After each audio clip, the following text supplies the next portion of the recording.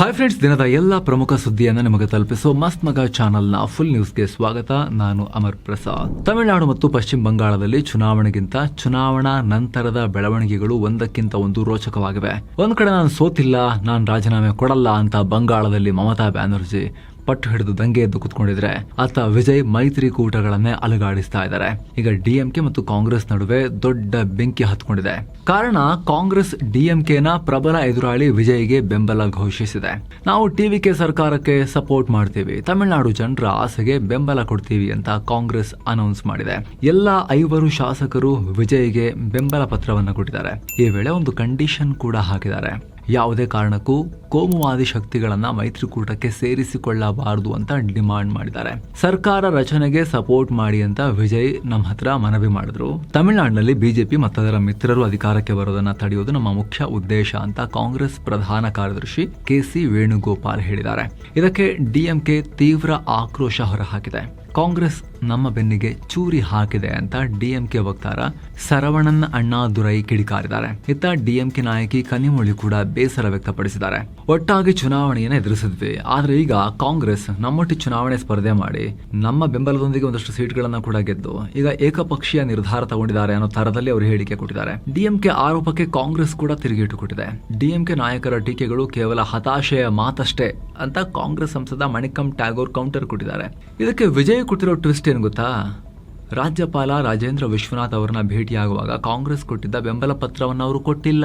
ಬರೀ ತಮ್ಮ ಪಕ್ಷದ ಶಾಸಕರ ಸಪೋರ್ಟ್ ಲೆಟರ್ ಅನ್ನ ಮಾತ್ರ ಕೊಟ್ಟಿದ್ದಾರೆ.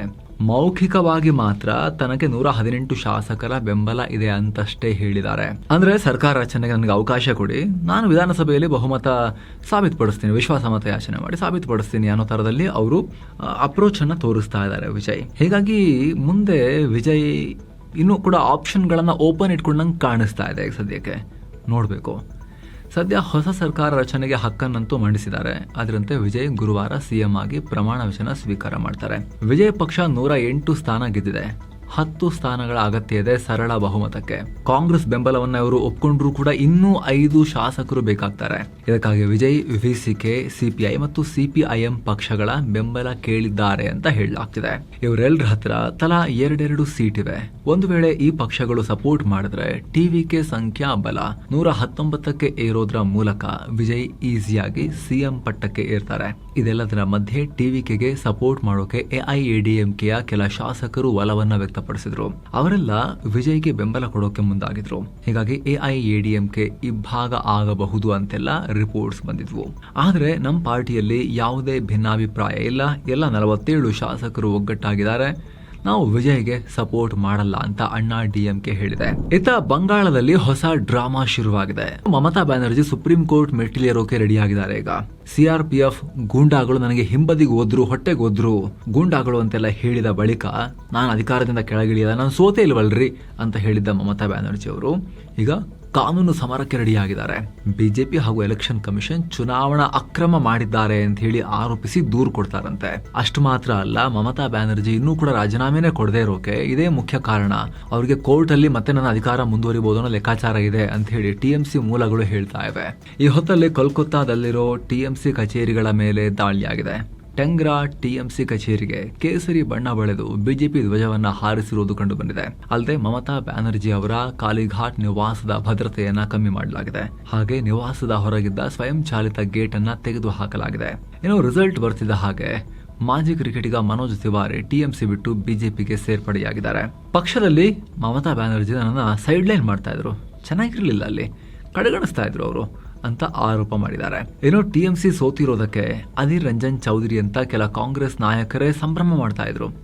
ಇದಕ್ಕೆ ರಾಹುಲ್ ಗಾಂಧಿ ಉಪದೇಶ ಕೊಟ್ಟಿದ್ದಾರೆ ಅವರಿಗೆ. ಬಂಗಾಳದಲ್ಲಿ ಬಿಜೆಪಿ ಗೆದ್ದಿರೋದು ಪ್ರಜಾಪ್ರಭುತ್ವ ನಾಶ ಮಾಡೋಕಿಟ್ಟಿರೋ ಹೆಜ್ಜೆರಿಯೋದು, ಸಂಭ್ರಮಾಚರಣೆ ಮಾಡ್ತಿರಲ್ಲ ಅಂತ ಹೇಳಿ.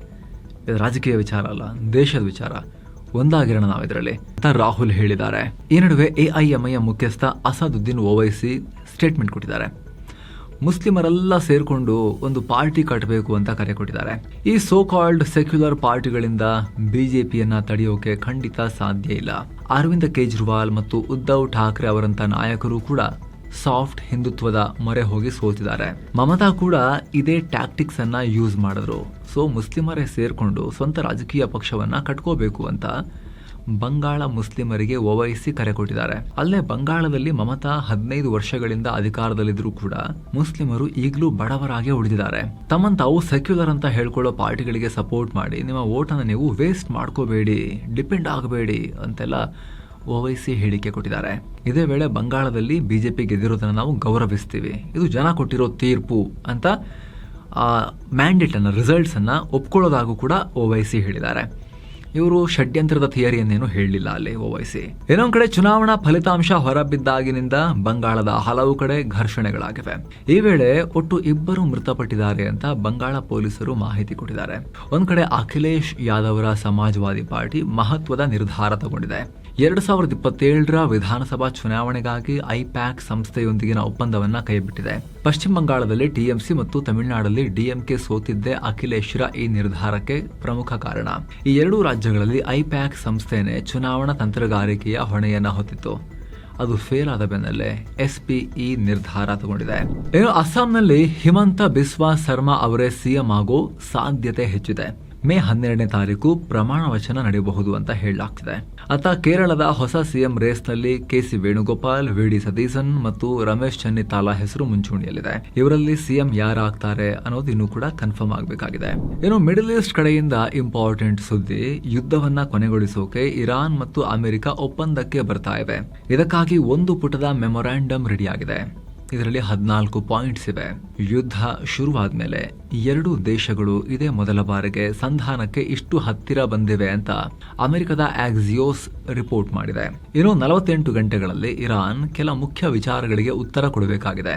ಆಮೇಲೆ ಈ ಒಪ್ಪಂದ ಫೈನಲ್ ಆಗುತ್ತೆ. ಹೀಗಾಗಿ ಈ 48 ಗಂಟೆ ನಿರ್ಣಾಯಕವಾಗಿರುತ್ತೆ. ಈ ಅಗ್ರಿಮೆಂಟ್ ಪ್ರಕಾರ ಇರಾನ್ ಅಣ್ವಸ್ತ್ರ ಕೆಲಸ ಅಗೇನ್ ಹಳೇದೆ ಡಿಮಾಂಡ್, ಇದನ್ನ ಮಾಡಂಗಿಲ್ಲ. ಅದಕ್ಕೆ ಪ್ರತಿಯಾಗಿ ಅಮೆರಿಕ ಇರಾನ್ ಮೇಲಿರೋ ನಿರ್ಬಂಧಗಳನ್ನೆಲ್ಲ ತೆಗೆದು ಫ್ರೀಸ್ ಆಗಿರೋ ಇರಾನ್ ದುಡ್ಡನ್ನ ವಾಪಸ್ ಕೊಡಬೇಕು. ಹಾರ್ಮುಜ್ ಜಲಸಂಧಿಯಲ್ಲಿ ಹಡಗುಗಳ ಸಂಚಾರಕ್ಕಿರೋ ಅಡೆತಡೆಗಳನ್ನ ಇಬ್ರು ಕೂಡ ಹಂತ ಹಂತವಾಗಿ ತೆಗೆದು ಹಾಕಬೇಕು. ಒಪ್ಪಂದಕ್ಕೆ ಸೈನ್ ಹಾಕಿದ್ಮೇಲೆ 30 ದಿನಗಳ ಕಾಲ ಮಾತುಕತೆ ಬೇರೆ ನಡೆಯುತ್ತೆ. ಆಮೇಲೆ ಒಂದ್ ವೇಳೆ ಈ ಸಂಧಾನ ಸರಿಯಾಗಿ ಆಗದೆ ಹೋದ್ರೆ ಅಮೆರಿಕ ಮತ್ತೆ ಯುದ್ಧ ಶುರು ಮಾಡೋ ಅಥವಾ ದಿಗ್ಬಂಧನ ಹಾಕೋ ಅಧಿಕಾರವನ್ನ ಇಟ್ಕೊಂಡಿರುತ್ತೆ. ಅಮೆರಿಕದ ಪರವಾಗಿ ಸ್ಟೀವ್ ವಿಟ್ಕಾಫ್ ಮತ್ತು ಜೆರೆಡ್ ಕುಶ್ನರ್ ಈ ಸಂಧಾನ ಮಾಡ್ತಾ ಇದ್ದಾರೆ. ಇರಾನ್ ಕಡೆಯಿಂದ ಯಾರಿದ್ದಾರೆ ಅನ್ನೋದು ಇನ್ನಷ್ಟೇ ಕ್ಲಿಯರ್ ಆಗಬೇಕು. ಸೀನಿಯರ್ ಅಧಿಕಾರಿಗಳು ಮತ್ತು ಪಾಕ್ ನಾಯಕರಿದ್ದಾರೆ ಅಂತ ಹೇಳಲಾಗ್ತಿದೆ. ಆದ್ರೆ ಟ್ರಂಪ್ ಮಾತ್ರ ವಿಚಿತ್ರ ಹೇಳಿಕೆ ಕೊಟ್ಟಿದ್ದಾರೆ. ಇರಾನ್ ಒಂದ್ ವೇಳೆ ನಮ್ಮ ಷರತ್ತುಗಳಿಗೆ ಒಪ್ಕೊಂಡ್ರೆ ಈಗ ನಡೀತಾ ಇರೋ ಎಪಿಕ್ ಫ್ಯೂರಿ ಕಾರ್ಯಾಚರಣೆ ನಿಲ್ಲುತ್ತೆ. ಹಾರ್ಮುಜ್ ಜಲಸಂಧಿಯನ್ನ ಇರಾನ್ ಸೇರಿದ ಹಾಗೆ ಎಲ್ಲರಿಗೂ ಓಪನ್ ಮಾಡಲಾಗುತ್ತೆ. ಇರಾನ್ ಒಪ್ಪದಿದ್ರೆ ಮತ್ತೆ ಸ್ಫೋಟಕ ಹಾಕಿ ದಾಳಿ ಮಾಡೋದನ್ನ ಶುರು ಮಾಡ್ತೇವೆ, ಲಾಸ್ಟ್ ಟೈಮ್ ಮಾಡಿದ್ಕಿಂತ ಭಯಂಕರವಾಗಿ ಮಾಡ್ತೇವೆ ಅಂತ ಟ್ರಂಪ್ ವಾರ್ನಿಂಗ್ ಕೊಟ್ಟಿದ್ದಾರೆ. ಅಮೆರಿಕದ ವಿದೇಶಾಂಗ ಕಾರ್ಯದರ್ಶಿ Marco Rubio operation EPIC fury ಮುಗಿದಿದೆ ಅಂತ ಹೇಳಿದ್ರು. ಈಗ ಇವರು ಈ ತರ ಹೇಳಿದ್ದಾರೆ. ಏನೋ ಗ್ಯಾಸ್ ಶಾರ್ಟೇಜ್ ಟೈಮ್ ನಲ್ಲಿ ಕೇಂದ್ರ ಸರ್ಕಾರ ಹೊಸ ರೂಲ್ಸ್ ತಂದಿದೆ. 1 ಮನೆ 1 ಗ್ಯಾಸ್ ಕನೆಕ್ಷನ್ ಅಂತ ರೂಲ್ಸ್ ಬಂದಿದೆ. ನಿಮ್ಮ ಮನೆಯಲ್ಲಿ ಪೈಪ್ ಗ್ಯಾಸ್ ಅಂದ್ರೆ PNG ಕನೆಕ್ಷನ್ ಬಂದಾಗಿದ್ರೆ ನೀವು ನಿಮ್ಮ ಹಳೆಯ LPG ಸಿಲಿಂಡರ್ ಕನೆಕ್ಷನ್ ಕ್ಯಾನ್ಸಲ್ ಆಗುತ್ತೆ, ಸರೆಂಡರ್ ಮಾಡಲೇಬೇಕು. ಒಂದೇ ಮನೆಯಲ್ಲಿ 2 ಕನೆಕ್ಷನ್ ಇಟ್ಕೊಳ್ಳೋದು ಈಗ ಅಪರಾಧ ಆಗುತ್ತೆ. ಈಗ ಆಲ್ರೆಡಿ ಗ್ಯಾಸ್ ಕಂಪನಿಗಳು ಲಕ್ಷಾಂತರ ಜನರಿಗೆ ಮೆಸೇಜ್ ಕಳಿಸಿ ಎಚ್ಚರಿಕೆ ಕೊಡ್ತಾ ಇವೆ. ನೀವು ರೂಲ್ಸ್ ಫಾಲೋ ಮಾಡದೆ 2 ಇಟ್ಕೊಂಡ್ರೆ ಯಾವುದೇ ನೋಟಿಸ್ ಕೊಡದೆ ನಿಮ್ಮ ಕನೆಕ್ಷನ್ ಕಟ್ ಮಾಡ್ತಾರೆ, ಅಲ್ಲದೆ ದಂಡ ಕೂಡ ಹಾಕಬಹುದು. ಯಾರಿಗೆ ಅನ್ವಯ ಆಗುತ್ತೆ ಇದು? ಒಂದೇ ಮನೆಯಲ್ಲಿ ಪೈಪ್ಡ್ ನ್ಯಾಚುರಲ್ ಗ್ಯಾಸ್ ನ ಕನೆಕ್ಷನ್ ಇಟ್ಕೊಂಡು ಇನ್ನೊಂದು ಕಡೆಯಿಂದ ಸಿಲಿಂಡರ್ ಗ್ಯಾಸ್ ಕನೆಕ್ಷನ್ ಇಟ್ಕೊಂಡಿರೋರಿಗೆ ಮಾತ್ರ ಇದು ಅನ್ವಯ ಆಗೋದು. ಏನೋ ಬೆಂಗಳೂರಲ್ಲಿ ಆಟೋ LPG ಬೆನ್ನಲ್ಲೇ ಈಗ ಪೆಟ್ರೋಲ್ ಮತ್ತು ಡೀಸೆಲ್ ಅಭಾವ ಶುರುವಾಗಿದೆ. ಸರ್ಕಾರಿ ಪೆಟ್ರೋಲ್ ಬಂಕ್ಗಳಲ್ಲಿ ಕಳೆದ 2 ದಿನಗಳಿಂದ ಸ್ಟಾಕ್ ಖಾಲಿ. ಖಾಸಗಿ ಬಂಕ್ಗಳಲ್ಲಿ ಬೆಲೆ ಜಾಸ್ತಿ ಅಂತ ಹೇಳಿ, ರೇಟ್ ಜಾಸ್ತಿ ಅಂತ ಅಲ್ಲಿ ಒಂದು ಸೇಲ್ ಆಗ್ತಿತ್ತಲ್ಲ, ಅದೆಲ್ಲದೂ ಈಗ ಗವರ್ಮೆಂಟ್ ಬಂಕಿಗೆ ಎಲ್ಲ ಮುಗಿಬಿದ್ದಿದ್ರಿಂದ ಅಲ್ಲೆಲ್ಲ ಸ್ಟಾಕ್ ಖಾಲಿ ಆಗ್ತಾ ಇದೆ. ಮತ್ತೊಂದ್ ಕಡೆ ಯುದ್ಧ, ಟೈಮಿಗೆ ಕರೆಕ್ಟಾಗಿ ಸಪ್ಲೈ ಬರ್ತಾ ಇಲ್ಲ, ಹಾಗಾಗಿ ಕೆಲವು ಬಂಕ್ಗಳು ಆಲ್ರೆಡಿ ಖಾಲಿಯಾಗಿ ಹೋಗಿವೆ. ಏನು ಮಿಡಲ್ ಈಸ್ಟ್ ವಾರ್ ಇಂದ ಕಂಗೆಟ್ಟಿರೋ ಉದ್ಯಮಗಳಿಗೆ ಹೆಲ್ಪ್ ಮಾಡೋಕೆ ಕೇಂದ್ರ ಸರ್ಕಾರ 18,000 ಕೋಟಿ ರೂಪಾಯಿನ ಎಮರ್ಜೆನ್ಸಿ ಕ್ರೆಡಿಟ್ ಗ್ಯಾರಂಟಿ ಸ್ಕೀಮ್ಗೆ ಅಪ್ರೂವಲ್ ಕೊಟ್ಟಿದೆ. ಇದರಿಂದ MSMEಗಳಿಗೆ, ಏರ್ಲೈನ್ ಸೆಕ್ಟರ್ಗೆ ರಿಲೀಫ್ ಸಿಗುತ್ತೆ. ಅದರಲ್ಲೂ ಟೆಕ್ಸ್ಟೈಲ್ಸ್ ಮತ್ತು ಗ್ಲಾಸ್ ಉದ್ಯಮಗಳಿಗೆ ಸಪ್ಲೈ ಚೈನ್ ಕಟ್ಟಾಗಿ ಹೆಚ್ಚು ಲಾಸ್ ಆಗ್ತಿದೆ. ಹೀಗಾಗಿ ಈ ಸ್ಕೀಮ್ ಮೂಲಕ ಕ್ರೆಡಿಟ್ ಫ್ಲೋ, ಸಾಲದ ಹರಿವು ಈಸಿಯಾಗಿ ಸಿಗೋ ರೀತಿ ಮಾಡೋದು ಸರ್ಕಾರದ ಉದ್ದೇಶ. ಏನೋ ದಿಲ್ಲಿ ಉಗ್ರ ದಾಳಿಯ ಡಾಕ್ಟರ್ ಮಾಡ್ಯೂಲ್ ಬಗ್ಗೆ ನಿಮಗೆ ಗೊತ್ತಿರ್ಬೋದಲ್ವಾ?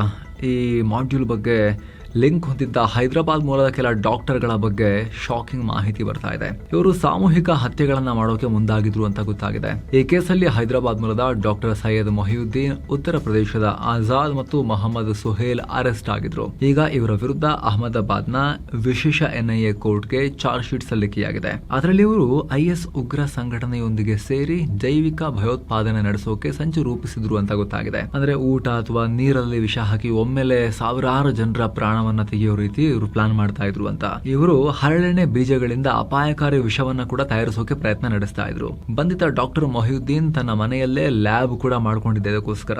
IS ಉಗ್ರ ಸಂಘಟನೆಯ ವಿದೇಶಿ ಹ್ಯಾಂಡ್ಲರ್ಗಳು ಈ ಮೊಹಿಯುದ್ದೀನ್ಗೆ ದಕ್ಷಿಣ ಏಷ್ಯಾದ ಅಮೀರ್ ಅಥವಾ ರೂಲರ್ ಅನ್ನೋ ಪಟ್ಟವನ್ನ ಕೊಟ್ಟು ಆ ರೀತಿ ನೀನು ರಾಜ ಬಿಡಿನ ಮೇಲೆ ಅಂತ ಹೇಳಿ ಆಮಿಷ ಒಡ್ಡಿ ಈ ಸಂಚು ರೂಪಿಸಿದ್ರು ಅಂತ ಚಾರ್ಜ್ ಶೀಟ್ ನಲ್ಲಿ ಉಲ್ಲೇಖ ಆಗಿದೆ.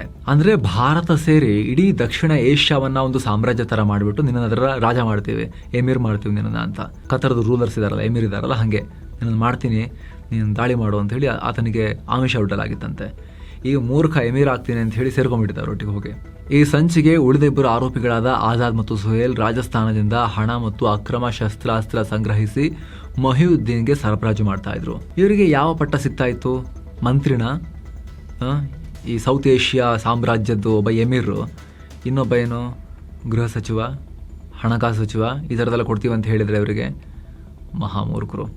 ಅದ್ರ ಬಗ್ಗೆ ಏನು ಹೇಳಿಲ್ಲ ಇನ್ನು ಕೂಡ. ಇವರು ಸದ್ಯ NIA ತನಿಖೆ ನಡೆಸ್ತಾ ಇದೆ. ಈ ವರ್ಷ ಏಷ್ಯಾದ ದಕ್ಷಿಣ ಭಾಗದಲ್ಲಿ, ಅಂದರೆ ಭಾರತ ಒಳಗೊಂಡಂತೆ ಈ ದಕ್ಷಿಣ ಏಷ್ಯಾ ಭಾಗದಲ್ಲಿ ಮಾಮೂಲಿಗಿಂತ ಕಮ್ಮಿ ಮಳೆಯಾಗುತ್ತೆ ಅನ್ನೋ ರಿಪೋರ್ಟ್ ಬಂದಿದೆ.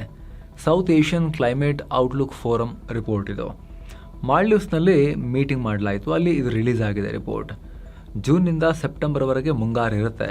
ಈ ವೇಳೆ ಭಾರತ, ಪಾಕ್ ಮತ್ತು ಉತ್ತರ ಶ್ರೀಲಂಕಾ, ಬಾಂಗ್ಲಾದೇಶ, ನೇಪಾಳ, ಭೂತಾನ್, ಪಶ್ಚಿಮ ಮ್ಯಾನ್ಮಾರ್ನಲ್ಲಿ ವಾಡಿಕೆಗಿಂತ ಕಮ್ಮಿ ಮಳೆ ಬೀಳೋ ಚಾನ್ಸಸ್ ಇದೆ. ಆದರೆ ಅಫ್ಘಾನಿಸ್ತಾನ, ಈಶಾನ್ಯ ಭಾರತದ ಕೆಲ ಭಾಗ, ಮಯನ್ಮಾರ್, ಹಾಗೆ ದಕ್ಷಿಣ ಮತ್ತು ಪೂರ್ವ ಶ್ರೀಲಂಕಾದಲ್ಲಿ ನಾರ್ಮಲ್ ಆಗಿ ಮಳೆ ಆಗಬಹುದು ಅನ್ನೋ ಅಂದಾಜನ್ನ ಮಾಡಲಾಗಿದೆ. ಮುಖ್ಯವಾಗಿ ಇಷ್ಟೊಂದು ಏರುಪೇರಾಗ್ಲಿಕ್ಕೆ ಕಾರಣ ಎಲ್ ನಿನೋ ಎಫೆಕ್ಟ್. ಎಲ್ ನಿನೋದಿಂದ ಸಮುದ್ರದ ಗಾಳಿಯ ದಿಕ್ಕು ಬದಲಾಗಿ ನಮ್ಮ ಕಡೆ ಬರಬೇಕಾಗಿದ್ದ ಮಳೆ ಮೋಡಗಳೆಲ್ಲ ದಕ್ಷಿಣ ಅಮೆರಿಕದ ಕಡೆಗೆ ಶಿಫ್ಟ್ ಆಗ್ತಾ ಇದ್ದಾವೆ. ಇದರಿಂದ ನಮ್ಮಲ್ಲಿ ಮಳೆ ಕಮ್ಮಿಯಾಗಿ ಒಣ ಹವೆ ಸೃಷ್ಟಿಯಾಗುತ್ತೆ ಒಂದಷ್ಟು ಭಾರತದ ಜಾಗದಲ್ಲೂ ಕೂಡ. ಇದರ ಪರಿಣಾಮ 2026 ಕಡೆಯವರೆಗೂ ಇರುತ್ತೆ. ಇದರಿಂದ ಮುಂಗಾರು ಮಳೆಯಲ್ಲಿ ನಮಗೆ ಕೊರತೆ ಕಾಡುತ್ತೆ ಅಂತ ಹೇಳಿ ಇವರು ಎಚ್ಚರಿಸಿದ್ದಾರೆ. ಕೇವಲ ಇವರು ಮಾತ್ರ ಅಲ್ಲ, ಭಾರತದ ಹವಾಮಾನ ಇಲಾಖೆ ಕೂಡ 92% ಅಷ್ಟೇ ಮಳೆ ಆಗುತ್ತೆ, ವಾಡಿಕೆಗಿಂತ ಕಮ್ಮಿ ಮಳೆ ಆಗುತ್ತೆ ಅನ್ನೋ ಮುನ್ಸೂಚನೆಯನ್ನ ನೀಡಿದ್ರು ಕೆಲ ದಿನಗಳ ಹಿಂದೆ. ಸಾರ್ವಜನಿಕ ಸ್ಥಳಗಳಲ್ಲಿ ಮೂತ್ರ ವಿಸರ್ಜನೆ ತಡೆಯೋಕೆ ಮೈಸೂರು ಮಹಾನಗರ ಪಾಲಿಕೆ ಹೊಸ ಪ್ಲಾನ್ ಮಾಡಿದೆ. ಮೈಸೂರು ಕೇಂದ್ರ ಬಸ್ ನಿಲ್ದಾಣದ 80 ಮೀಟರ್ ಉದ್ದದ ಗೋಡೆಗೆ ಕನ್ನಡಿ ರೀತಿ ಕಾಣೋ ಸ್ಟೇನ್ಲೆಸ್ ಸ್ಟೀಲ್ ಶೀಟ್ಗಳನ್ನು ಹಾಕಲಾಗಿದೆ. ಮೂತ್ರ ವಿಸರ್ಜನೆಗೆ ನಿಂತರೆ ಅವರ ಪ್ರತಿಬಿಂಬ ಅವರಿಗೇ ಕಾಣಿಸುತ್ತೆ. ರಸ್ತೆಯಲ್ಲಿ ಹೋಗೋರಿಗೂ ಇವರು ಕಾಣಿಸ್ತಾರೆ, ಇವ್ರದ್ದೆಲ್ಲದೂ ಕಂಡುಬಿಡುತ್ತೆ. ಇದರಿಂದ ಮುಜುಗರಾಗಿ ಕಂಡಲ್ಲಿ ಮಾಡಲ್ಲ ಇವರು ಅನ್ನೋದು ಇವ್ರ ಲೆಕ್ಕಾಚಾರ ಅಂತೆ. 9.5 ಲಕ್ಷ ರೂಪಾಯಿಲಿ ಇದನ್ನು ಜಾರಿಗೆ ತಂದಿದ್ದಾರಂತೆ. ರಾತ್ರಿ ವೇಳೆ ಲೈಟಿಂಗ್ ಕೂಡ ಅದಕ್ಕೆ ವ್ಯವಸ್ಥೆ ಮಾಡಿದಾರಂತೆ, ಇದೆಲ್ಲ ಕರೆಕ್ಟಾಗಿ ವರ್ಕ್ ಆಗಬೇಕು ಅಂತ ಹೇಳಿ.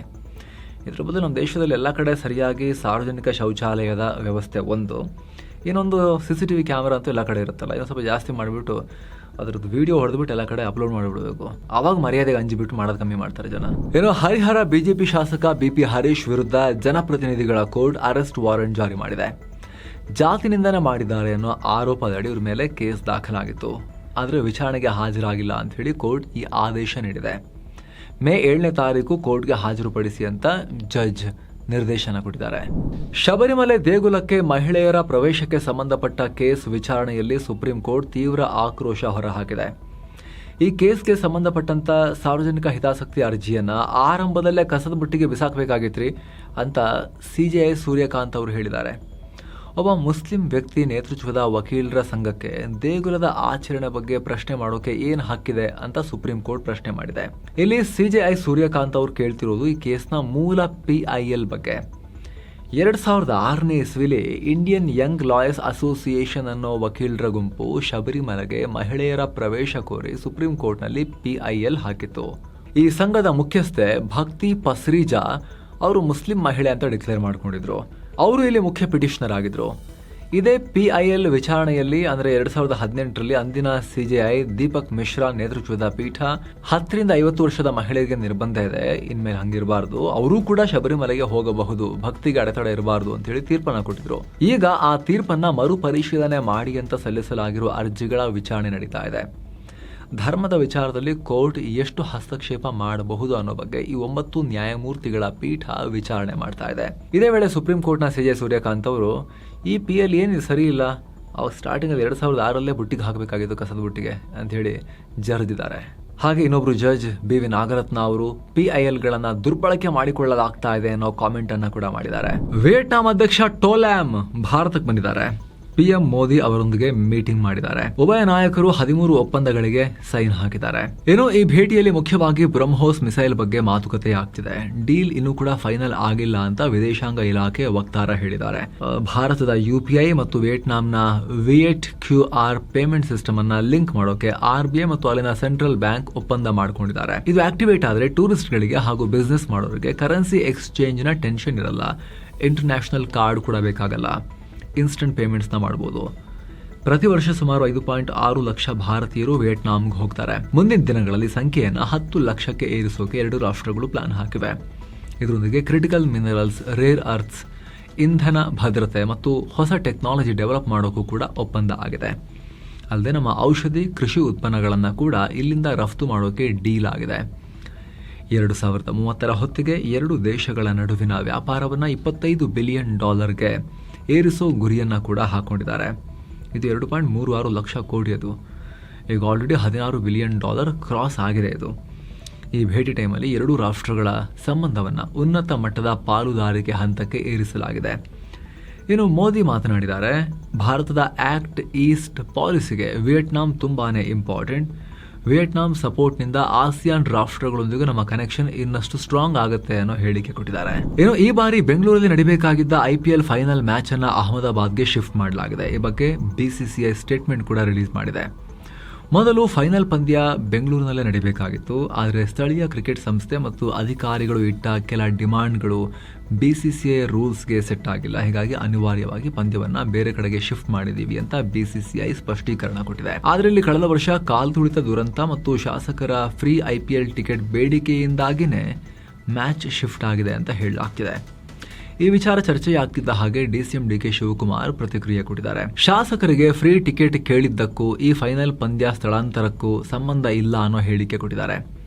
ಹಾಗೆ ಅಹಮದಾಬಾದ್ ಸ್ಟೇಡಿಯಂ ದೊಡ್ಡದಿದೆ, 1,32,000 ಜನ ಕೂತ್ಕೋಬಹುದು, ಹೀಗಾಗಿ ಹೆಚ್ಚು ಜನ ಸೇರ್ತಾರೆ ಅಂತ ಹೇಳಿ ಈ ತೀರ್ಮಾನ ಮಾಡಿರಬಹುದು ಅನ್ನೋ ಹೇಳಿಕೆಯನ್ನ DK ಕೊಟ್ಟಿದ್ದಾರೆ. ಏನೋ ಭಾರತ ಮತ್ತು ಪಾಕ್ ನಡುವಿನ ಕ್ರೀಡಾ ಸಂಬಂಧದ ಬಗ್ಗೆ ಕೇಂದ್ರ ಸರ್ಕಾರ ಮಹತ್ವದ ನಿರ್ಧಾರ ಕೈಗೊಂಡಿದೆ. ಹೊಸ ಡ್ಯುಯಲ್ ಸ್ಪೋರ್ಟ್ಸ್ ಪಾಲಿಸಿಯನ್ನ ಪ್ರಕಟಿಸಲಾಗಿದೆ. ಇದರ ಪ್ರಕಾರ ಪಾಕ್ ಮತ್ತು ಭಾರತ ಯಾವುದೇ ದ್ವಿಪಕ್ಷೀಯ ಸರಣಿಗಳನ್ನ, 2 ರಾಷ್ಟ್ರ ಆಡೋ ಟೂರ್ನಿಗಳನ್ನ ಆಡೋ ಹಾಗಿಲ್ಲ. ಕ್ರಿಕೆಟ್ ಮಾತ್ರ ಅಲ್ಲ, ಯಾವುದೇ ಆಟದಲ್ಲೂ 2 ರಾಷ್ಟ್ರಗಳು ಆಡೋ ಹಾಗಿಲ್ಲ. ಆದರೆ ಭಾರತದಲ್ಲಿ ನಡೆಯೋ ಜಾಗತಿಕ ಮಟ್ಟದ ಟೂರ್ನಿಗಳಲ್ಲಿ ಪಾಕಿಗಳು ಬರೋದಾದ್ರೆ ಅವರಿಗೆ ಪಾಲ್ಗೊಳ್ಳೋಕೆ ಅವಕಾಶ ಕೊಡಲಾಗುತ್ತೆ. ಇದೇ ಕಾರಣಕ್ಕೆ ಪಾಕಿಸ್ತಾನಿ ಕ್ರೀಡಾಪಟುಗಳು ಮತ್ತು ಅಧಿಕಾರಿಗಳಿಗೆ ಈ ಇಂಟರ್ನ್ಯಾಷನಲ್ ಟೂರ್ನಿಗಳಿಗೆ, ಗ್ಲೋಬಲ್ ಟೂರ್ನಿಗಳಿಗೆ ಅಥವಾ ಕ್ರೀಡಾಕೂಟಗಳಿಗೆ ಈಸಿಯಾಗಿ ಪಾಲ್ಗೊಳ್ಳೋಕೆ ಅನುಕೂಲ ಆಗೋ ರೀತಿಯಲ್ಲಿ ವೀಸಾ ನಿಯಮಗಳಲ್ಲೂ ಕೂಡ ಬದಲಾವಣೆ ಮಾಡಲಾಗಿದೆ. ಭಾರತ ಮುಂದಿನ ದಿನಗಳಲ್ಲಿ 2030ರ ಕಾಮನ್ವೆಲ್ತ್, 2036ರ ಒಲಿಂಪಿಕ್ಸ್ ಮತ್ತು 2038ರ ಏಷ್ಯನ್ ಗೇಮ್ಸ್ ಆತಿಥ್ಯ ವಹಿಸೋಕ್ಕೂ ಕೂಡ ತಯಾರಿ ನಡೆಸ್ತಾ ಇದೆಯಲ್ಲ, ಆ ಬ್ಯಾಕ್ ಡ್ರಾಪ್ನಲ್ಲಿ ಇದು ಇಂಪಾರ್ಟೆಂಟ್ ಬೆಳವಣಿಗೆ. ಏನೋ ಮಾರ್ಕೆಟ್ ಕಡೆಗೆ ಬಂದರೆ ಭಾರತದ ಷೇರುಪೇಟೆ ಗ್ರೀನ್ನಲ್ಲಿ ಎಂಡ್ ಆಗಿದೆ. ದಿನದ ವಹಿವಾಟಿನ ಅಂತ್ಯಕ್ಕೆ ಸೆನ್ಸೆಕ್ಸ್ 940 ಪಾಯಿಂಟ್ಸ್ ಅಥವಾ 1.22% ಜಂಪ್ ಆಗಿ 77,958ಕ್ಕೆ ತಲುಪಿದೆ. ನಿಫ್ಟಿ 298 ಪಾಯಿಂಟ್ಸ್ ಅಥವಾ 1.24% ಹೆಚ್ಚಾಗಿ 24,330ಕ್ಕೆ ರೀಚ್ ಆಗಿದೆ. ಇತ್ತ BSE mid cap index 1.67% jump ಆಗಿದೆ. ಸ್ಮಾಲ್ ಕ್ಯಾಪ್ ಇಂಡೆಕ್ಸ್ 1.77% ಏರಿಕೆಯಾಗಿದೆ. ಹೂಡಿಕೆದಾರರು ಒಂದೇ ಸೆಷನ್ನಲ್ಲಿ 6 ಲಕ್ಷ ಕೋಟಿ ರೂಪಾಯಿ ಗೇನ್ ಮಾಡಿಕೊಂಡಿದ್ದಾರೆ. BSE ಲಿಸ್ಟೆಡ್ ಕಂಪನಿಗಳ ಮಾರ್ಕೆಟ್ ಕ್ಯಾಪ್ 473 ಲಕ್ಷ ಕೋಟಿ ರೂಪಾಯಿಗೆ ತಲುಪಿದೆ. ಟ್ರಂಪ್ ಹೇಳಿಕೆಯಿಂದ ಮಾರ್ಕೆಟ್ ಪಾಸಿಟಿವ್ ಆಗಿ ವಹಿವಾಟು ನಡೆಸಿದೆ. ಟ್ರಂಪ್ ಪ್ರಾಜೆಕ್ಟ್ ಫ್ರೀಡಮ್ ಕಾರ್ಯಾಚರಣೆಯನ್ನು ತಾತ್ಕಾಲಿಕವಾಗಿ ಸ್ಟಾಪ್ ಮಾಡಿದ್ದೀವಿ ಅಂತ ಹೇಳಿದರು. ಇದರಿಂದ ಕಚ್ಚಾ ತೈಲ ಬೆಲೆ ಕೂಡ ಇಳಿಕೆಯಾಗಿದೆ. ಪ್ರತಿ ಬ್ಯಾರಲ್ ಕ್ರೂಡ್ ಆಯಿಲ್ ಬೆಲೆ ವಿಡಿಯೋ ರೆಕಾರ್ಡ್ ಮಾಡೋ ಟೈಮ್ನಲ್ಲಿ $99-100 ಆಸುಪಾಸಲ್ಲಿತ್ತು. ಹಾಗೆ ಡಾಲರ್ ಮುಂದೆ ರೂಪಾಯಿ ಮೌಲ್ಯ ಕೂಡ ಏರಿಕೆಯಾಗಿದೆ. 61 ಪೈಸೆ ಏರಿಕೆಯಾಗಿ 94 ರೂಪಾಯಿ 57 ಪೈಸೆಯಾಗಿದೆ. ಈ ಎಲ್ಲ ಕಾರಣಗಳಿಂದ ಮಾರ್ಕೆಟ್ ಗ್ರೀನ್ನಲ್ಲಿ ಎಂಡ್ ಆಗಿದೆ. ಇನ್ನು Reliance Industries, Power Grid, Larsen and Toubro, NTPC ಮತ್ತು HCL ಟೆಕ್ನಾಲಜೀಸ್ ರೆಡ್ನಲ್ಲಿದ್ವು. ಇತ Tata Motors, IndusInd Bank, Asian Paints, SBI, Axis Bank ಗ್ರೀನ್ನಲ್ಲಿದ್ವು. ಒಟ್ಟಾರೆ NSEನಲ್ಲಿ 2456 ಸ್ಟಾಕ್ಸ್ ಹಸಿರು ಪಟ್ಟಿಯಲ್ಲಿ ಕಾಣಿಸ್ಕೊಂಡ್ರೆ 841 ಸ್ಟಾಕ್ಸ್ ರೆಡ್ನಲ್ಲಿ ಕಾಣಿಸ್ಕೊಂಡಿವೆ. BSEನಲ್ಲಿ 2813 ಸ್ಟಾಕ್ಸ್ ಹಸಿರು ಪಟ್ಟಿಯಲ್ಲಿ ಕೊನೆಗೊಂಡ್ರೆ 1427 ಸ್ಟಾಕ್ಸ್ ಡಿಕ್ಲೈನ್ ಆಗಿದ್ವು, ರೆಡ್ನಲ್ಲಿದ್ವು. ಇನ್ನು Q4 ರಿಸಲ್ಟ್ಸ್ ಅನ್ನ ಕೂಡ ಕ್ವಿಕ್ ಆಗಿ ನಾವು ಒಂದು ರೌಂಡ್ ಅಪ್ ನೋಡೋಣ. ಹೀರೋ ಮೋಟಾರ್ಸ್ ಪಾಲಿಗೆ ಇದು good quarter. Net profit 29.6% rise ಆಗಿ 1401 ಕೋಟಿ ರೂಪಾಯಿಗೆ ತಲುಪಿದೆ. ಹಾಗೆ ಯುನೈಟೆಡ್ ಬ್ರೂವರೀಸ್ ಈ ಸಲ ಚೆನ್ನಾಗಿ ಪರ್ಫಾರ್ಮ್ ಮಾಡಿಲ್ಲ. ನೆಟ್ ಪ್ರಾಫಿಟ್ ಬರೀ 4.3% ರೈಸ್ ಆಗಿ 101 ಕೋಟಿ ರೂಪಾಯಿಗೆ ತಲುಪಿದೆ. ಇನ್ನು ಇ ಕಾಮರ್ಸ್ ಕಂಪನಿ ಮೀಶೋಗೆ ಇದು ಗುಡ್ ಕ್ವಾರ್ಟರ್. ಮೀಶೋ ಆದಾಯ 47% ರೈಸ್ ಆಗಿ 3531 ಕೋಟಿ ರೂಪಾಯಿಗೆ ತಲುಪಿದೆ. ಇನ್ನು ಆರ್ಥಿಕ ಸಂಕಷ್ಟದಲ್ಲಿರೋ ವೊಡಾಫೋನ್ ಐಡಿಯಾವನ್ನ ಮತ್ತೆ ಮೇಲೆತ್ತೋಕೆ ಕುಮಾರ ಮಂಗಳಂ ಬಿರ್ಲಾ ಮತ್ತೆ ವಾಪಸ್ ಆಗಿದ್ದಾರೆ. ಕಂಪನಿಯ ನಾನ್ ಎಕ್ಸಿಕ್ಯೂಟಿವ್ ಚೇರ್ಮನ್ ಆಗಿ ಬಿರ್ಲಾ ಮುಂದುವರಿತಾರೆ.